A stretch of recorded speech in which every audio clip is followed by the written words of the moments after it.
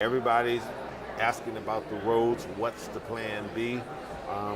Do you have a plan B that you feel is going to work, that you can get everybody to agree on? That's the key.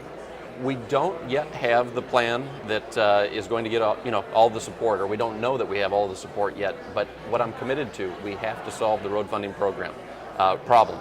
So a week after the results of Proposal 1 came out, I put forward a plan. Right. And I thought that it was critical to keep the conversation going because the public is tuned into this right now. I mean, with Proposal 1, if anything good came out of it, one of those things was that everyone is, front and center thinking about the problem of road funding. And so I put out a plan. The House Committee is considering that plan right now.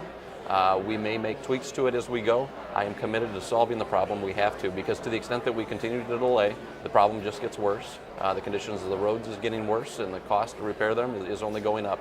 So we have to get this solved. To answer your question, there's not yet agreement on what that final solution will be, but I think it's imperative that we keep pushing toward it. And I think that the legislature's attention is focused on this right now, especially in light of getting the budget done this next week. I think roads is the front and center issue. Taxes will have to be raised some? I'm open to it. I've started at a place that is largely what I would call redirection. Just like a family reprioritizing. It's taking a lot of our additional current spending and getting it to the roads. I understand that others have other interest in raising additional revenue, whether that be taxes or fees.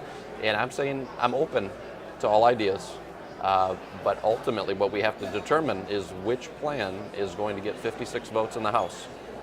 We have to pass a plan that gets all the way through the process, or we've done nothing. This isn't about political stunts and just passing something so we can say we did, but not getting it across the line. We have to get a plan all the way through the process that gets signed that'll fund the roads.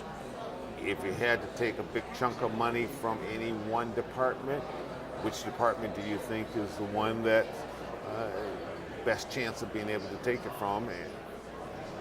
The plan that I put out there doesn't necessarily target a particular department, but what it says is, and I would make the comparison, when I talk about taking general fund money, our money that we have discretion over, and taking that off the legislature's plate of what is discretionary and dedicating it to the roads, I would say it's just like a family taking their mortgage and putting it on auto payment and saying, this is, mortgage is not a want, it's a need. We need housing, just like the state, we need roads. So let's take that off the top. We shouldn't be funding our roads with what's left over. We should fund our roads first because that's a priority. And so that's what this plan would do. And that is something that we've got to work toward, is making sure that the funding is there before we get into the wants, if you will. Yeah.